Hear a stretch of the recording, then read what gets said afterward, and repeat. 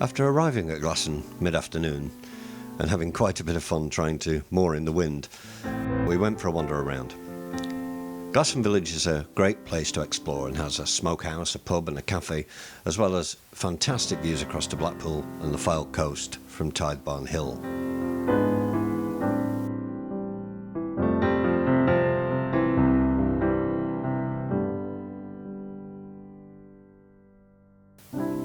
While we were out, we called in at the Dalton Arms, had some great food. It also happened to be November the 5th, and the pub had a terrific fireworks display in the evening. Many thanks to Debbie and Jeff for their hospitality.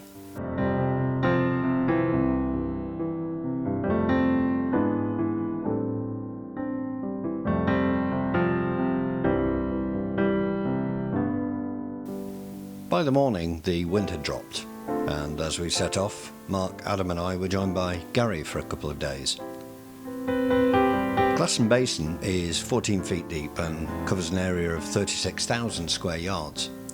At one time, the Lancaster Canal Company had a 5-storey warehouse here which could hold 1,500 tonnes of goods. This has since been demolished. There was also a railway close by, with the station just a few hundred yards away on the branch line from Lancaster. There were also sidings right up to the dock. Although the passenger service ceased in 1930, the line continued providing goods traffic until 1964. The old line is now a cycleway and footpath running along the River Lune. The basin has a lock separating it from the dock itself. However, the top gate has not been used since 2010 and is pinned back. The sea lock provides entry and exit to the dock. Amazingly, there are more ships passing through the sea lock in a year than there were in the canal's heyday, although a great proportion of those are pleasure craft. When ships are passing through to the dock, there is a swing bridge on the road with traffic lights. This is operated electronically.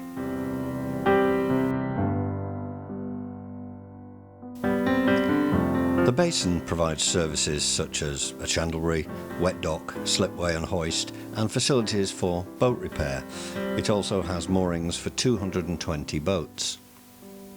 The harbour at Glasson was, at its height, the largest port in the northwest, importing cotton, sugar, spices, and sadly even slaves from Africa and the Indies. Lancaster Canal was important in affording swift distribution of cargo landed at the port into the heart of industrial Lancashire. Glasson is still a thriving port, handling over 150,000 tonnes of cargo annually.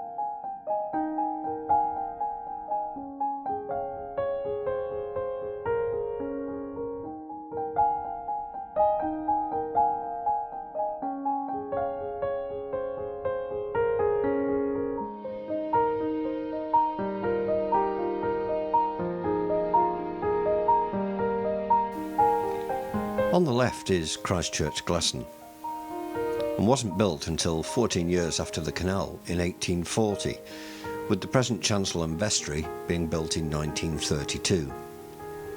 The building is Grade 2 listed.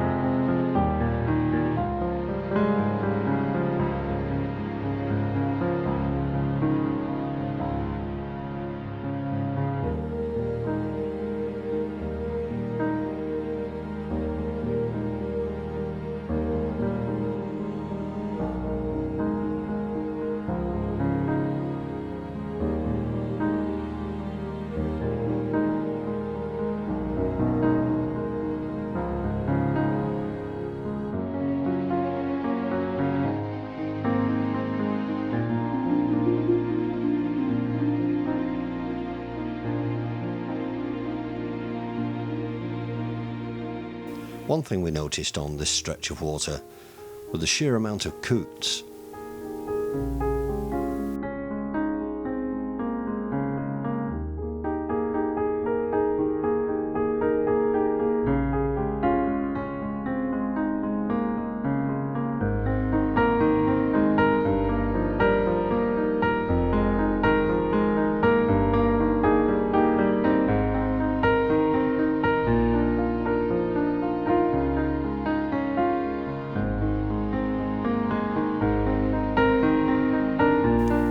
Bridge 8 is a good example of a skew bridge and is, in fact, the only one on the Glasson Arm. All the bridges on the Glasson are of different construction to the main canal and are generally attributed to William Crossley.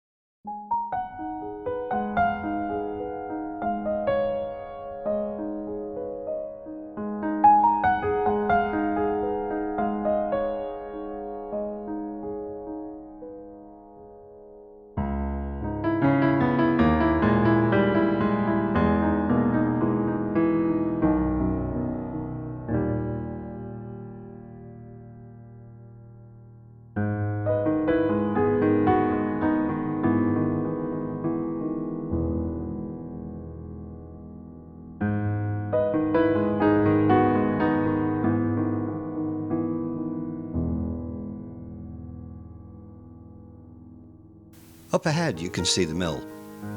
It was built around 1740 and was purchased by the Lancaster Canal Company in 1824 in order to get the water rights and divert the mill stream into the canal. The mill was in a bad state of repair by this time and was purchased by the Western Railway Company, who rebuilt it in 1826.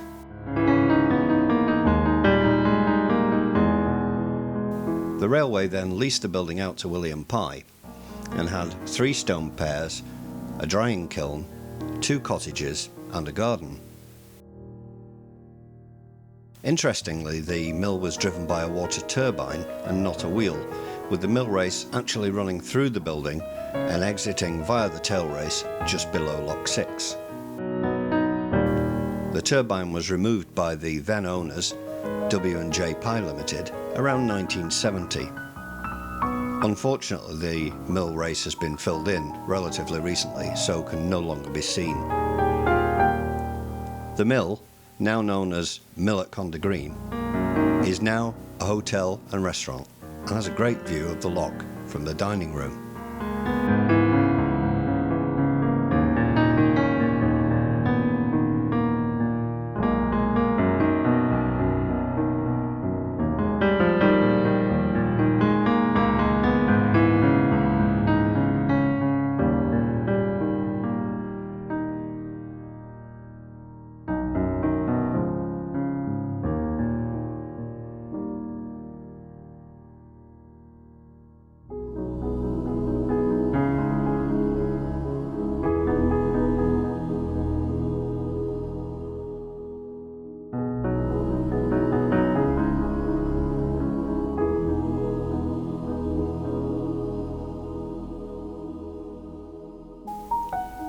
As we approached Lock 6, Adam had gone ahead and prepared the lock. It was already empty, as all locks on the Glasson should be left. I believe this to be an anti-vandal measure, but if you know any different, please let me know in the comments below.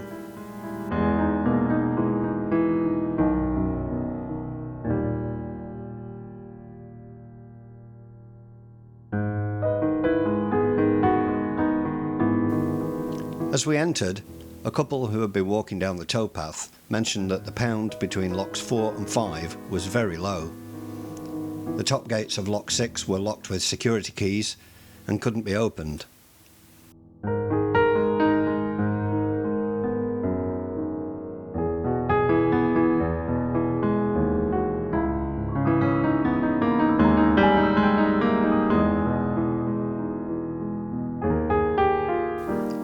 Adam and Mark went up to check, and indeed it was. So I called the CRT, who were already aware, and they soon came down to the boat to let us know what was happening. The thought was that a paddle had jammed and not fully closed.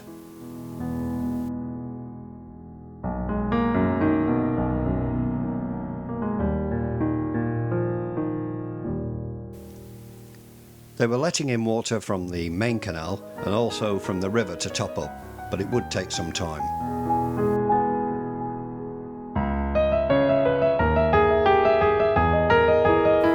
We had no choice but to reverse out and moor at the lock landing.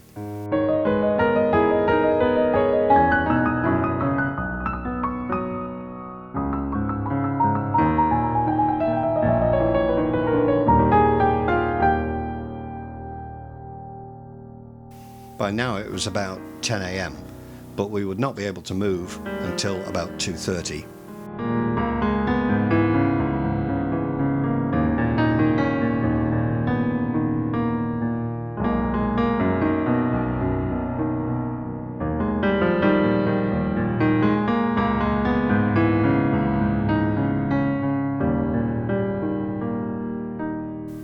After taking time for a walk and doing all the usual chores, all we had left was to wonder where to eat.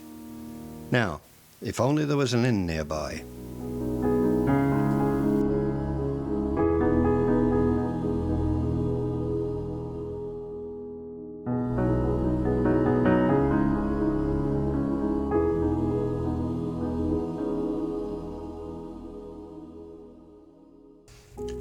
If you enjoyed this video, Please consider subscribing to the channel, it really helps.